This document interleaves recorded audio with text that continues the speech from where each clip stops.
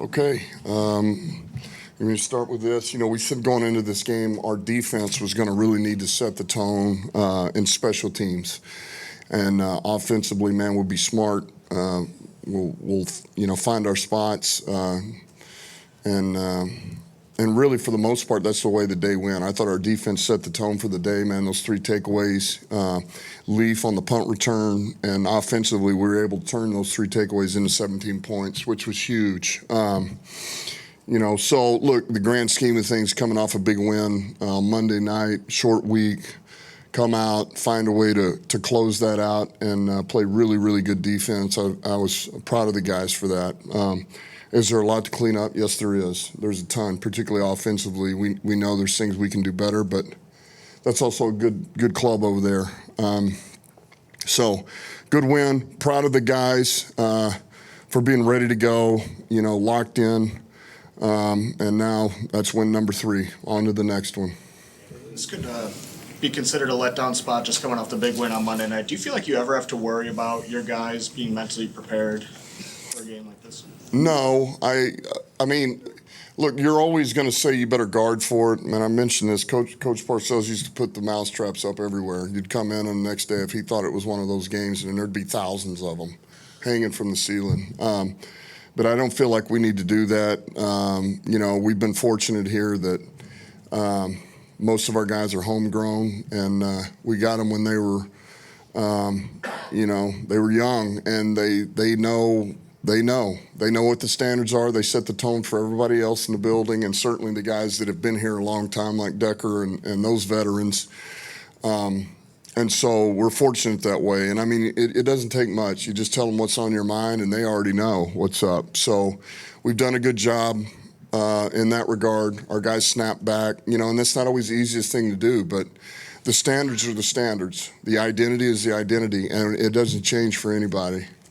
Khalif off the top, he's sort of been an unsung hero for a couple of years now. What has he meant just overall to this team, and then that return to make a 10, big spot in the game? I don't know if I can say enough great things about Leaf. He's such a stud. I mean, the guy.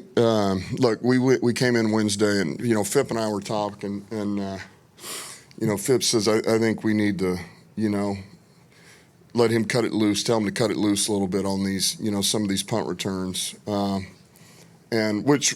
It's always a feel thing, right? And a lot of those, man, you're inside the 10. At what point do you let it go? At what point do you see if you can get one return or you fair catch? And we said, hey, we're going to get these blocked up. Leaf, go after it. And man, he was aggressive. He was aggressive, and he took that to heart. He trusted our guys. And he was fearless the whole game. I mean, all I think anybody really saw was that return. He was fearless the whole game. And we had some guys, we were this close, man. We missed a couple of blocks early. But we really did a good job on that one return. And a lot of it was him, too, the way he hit it and broke through there. But, I mean, the guy just said, okay, you want one? I'll give you one. Here we go. So, and it takes... to do some of those that he did and to take those returns without fair catching, knowing somebody's coming about, full speed and they're about 5 yards from you, and to trust the fact I'm going to be able to get this fielded and stick my foot in the ground and go. It's just, I mean, you got to be wired different, and that's this guy. He is. So everybody loves Leaf. He's a pro. He helps us on offense. He helps us on teams. He helps the young guys. He's a great teammate, and he's a stud. You mentioned the defense, but the offense, you've scored 124 points the last 3 games, 34 points against this defense. What does it say about where you guys are in offense right now, and is there any doubt that you've reached or exceeded the level you were at even last year? Well, I don't know if we can say what that is or isn't yet. Have we exceeded or where are we at? Look, that's good that we were able to turn those takeaways into points, because that's really where they came from to start. And that takes, you have to finish those drives out. We did that. All right, that's good.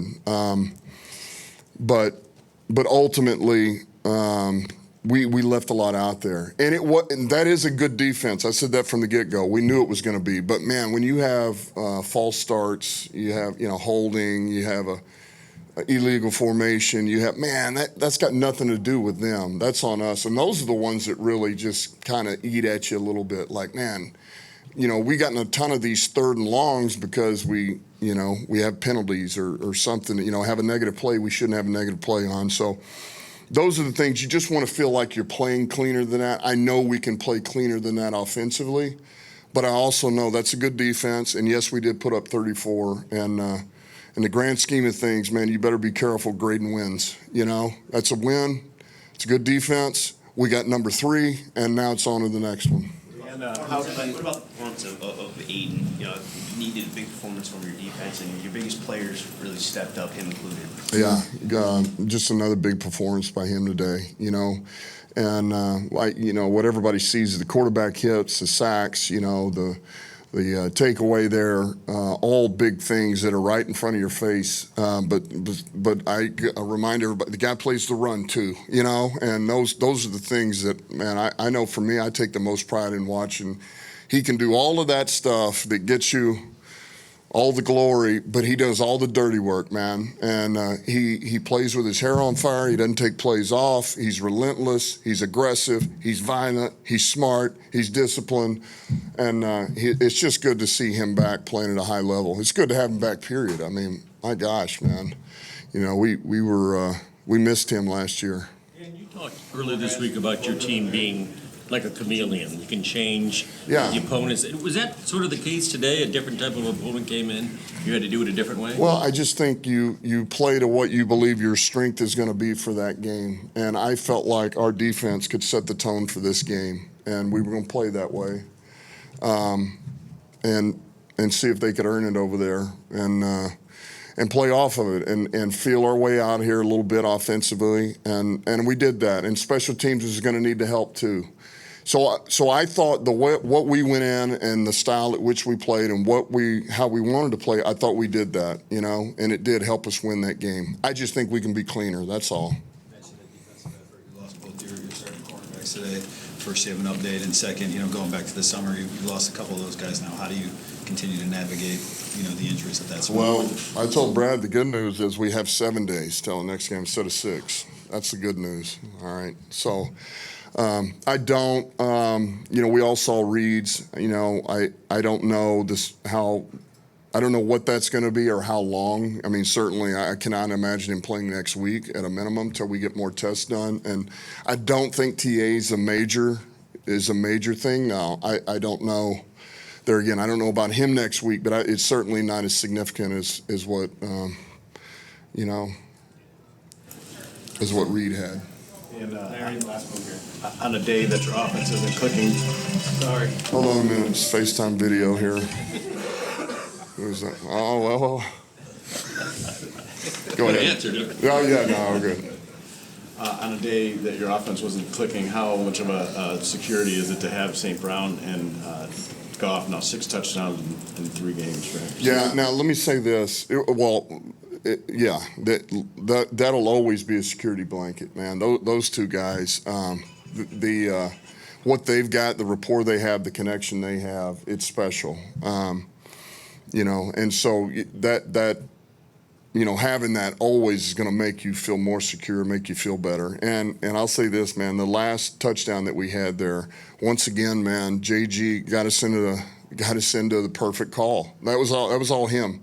And it's something that you watch tape and you see what they do, and you can feel it.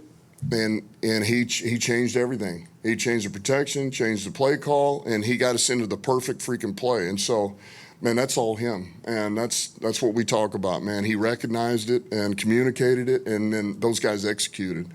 So it's just, that's the thing. When you see stuff like that, that's like next level. And that's where our quarterback's at right now. And I don't know if everybody sees those things, but man, that's a game changer for us on offense. Last one here real quick.